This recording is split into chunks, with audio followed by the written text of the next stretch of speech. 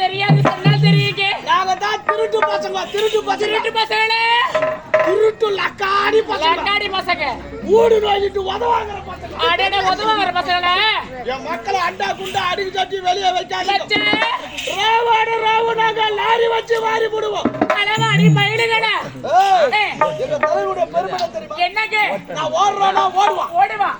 ஓடியாடானா குடு குடுன்னு ஓடியாருவான். டீ கல்ல போய் டீ வாங்கிட்டு வருவான். சிகரெட் வாங்கிடுவான். வாங்கிட்டு வாயில வைப்பான். பிறகு அத பத்த வச்சு அந்த புகைய மூஞ்சில உப்புன்னு ஊதுவேன். அடச்சி சோ பேட். மொத்தத்துல என் வீட்டு வேலைக்காரன். அடட எடுபடியா?